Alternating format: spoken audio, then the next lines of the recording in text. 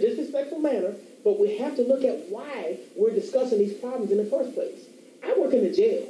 It is terrible in there. I have 98 Father's Day cards in my desk. I've been working for the Multnomah County Sheriff's Office now for 3 years as a chaplain. I have never received a request for a Father's Day card, ever. That is terrible. And every time that happens, year by year when Father's Day go by, I always think about the policies that were created to allow fathers to run off and not be fathers. Mm-hmm. And then we wonder why we don't have kids graduating from high school. We wonder why we have all this black on black crime. And then as soon as a so-called white guy kill a black guy, we want to riot. Well, I think the drug policy has something to do with it. Exactly. But this is the point. This is the point that I'm making. So it's not that we don't care as Republicans. It's not that we don't care. We just have a different way of going about addressing these issues, and we have a good track record to prove it. I'm used to standing up for a military person, but I was born and raised right here in Rochester. I don't know if you remember Hanover Project. I remember. There were families in there with like 357 families, 7 buildings, 7 trusts, we used to call it. But we were family. When I did something wrong in building 1, I would get a whooping all the way back around. All right now.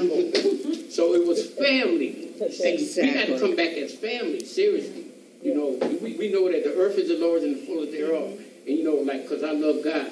And everybody in that group loved the Lord right then, in the Hanover house.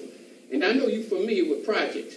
And the project, you couldn't come in the project unless you got checked by me and some other guys to come in the project. But you got to pay, you got to see, you got to be able to run. It was sports and everything. What I'm trying to tell you and stuff is that love that we have to bring back. It's that thing where we used to get a whooping. Now nobody can hit your child. And our children are running wild. They took prayer out of school. So if you want to fix something, get back where we used to be. Well, who took the prayer out of school? Democrats. Who took it out? The Democrats. All I know was somebody white took it out. See? I think it was Lyndon Johnson, wasn't it? See, criticize But you got to remember that. You got to remember now. I was in Vietnam. I got wounded. I'm 100% disabled vet. So I get good money coming to me. So you going to tell me you want to take my money because I went and fought for it? No, you put that into the system. You put that money into the system. You earned that. Okay, we're talking about people who not putting into the system. Okay, but see, then again, there's people in jail that need to be in jail. Exactly. Okay, and then there's some in there that don't need to be in there. That's exactly. There's some on welfare that need to be on welfare. That's right. And then there's some that don't need it. Right. Everybody born there. But the thing is, the system is, it's so easier for the man to get on welfare than it's a woman. I take in some borders and help, and a man to go out and say, yeah, I got my check already.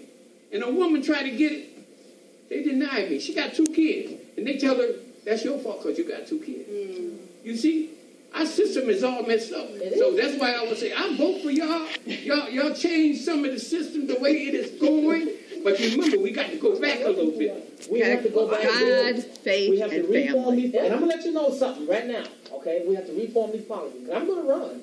I'm going to run. I am. And I'm going to do that. But right now, we're not finished. You better watch out, Lovely, because he's a-coming. But right now, this community is not ready for it. They're not ready for this. They're not ready for it. No, yes, we are. Like you said, we weren't ready for a black president. We're ready for you. Prove me wrong. Tell them. I tell you ready too. Yeah. Can I know. They're totally ready. You know, when we were talking about equal access, you know, like, or not equal access, Rachel was talking about, I'm sorry, about, That was lovely.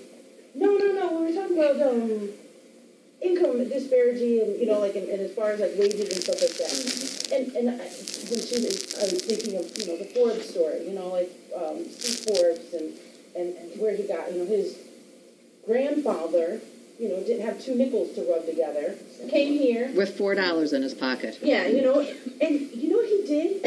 He worked, like, 3 jobs for like a year and a half, okay?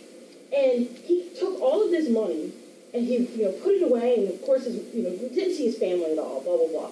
And at the end of it, he had enough money to buy a suit, 1 suit, because, you know, at the time it was. He took that money, he bought the suit, continued to work a little bit, and he went and took a weekend in New York City. That's what he bought with his money. And of course his family was all mad. They're like, what are you talking about? We're dirt poor, we have nothing, we're not eating, and you're taking this money, buying a suit, and going to New York City for a weekend. He took a weekend in, like, a fancy hotel. He went up and he found these CEOs and stuff that we all demonized and said, you know what? Talked to a bunch of them. Give a story. It's What year unbelievable. was that?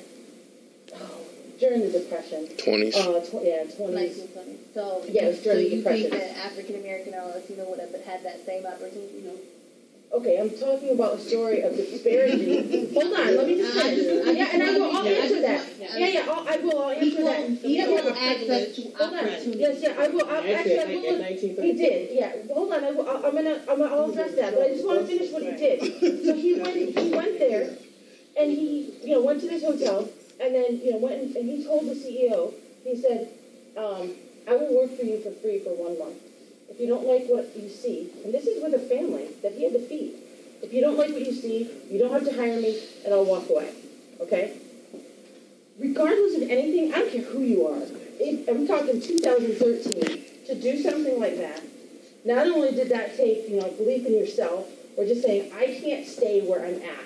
Because he knew he couldn't stay where he's at. And then, of course, today, Steve Forbes, he talks about how guilty he feels. He has all this, guilt about being born with a silver spoon in his mouth, and I'm like, really? That's what I want. I want to be able to do that. I would love for my grandkids to be born with a silver spoon in their mouth, and then I have something to leave them. Okay? I would love it. It's like 7% of blacks have generational wealth. That, again, they're just heartbreaking number. But I say that, okay, and if, again, to say sometimes when we hear these stories of what people have done to overcome situations that they're in, especially in poverty, they're usually astronomical.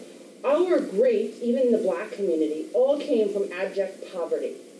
But their parents or single parents, I'm talking single parents or two-parent home, either one, did something that said, I am not staying in this. Lovely's mom, I'm sure, she said that your mom sent you to Catholic school. She did something that said, I am going to buck this system in some way. But that's not reality. It might not be, but she's reaching back into her community now.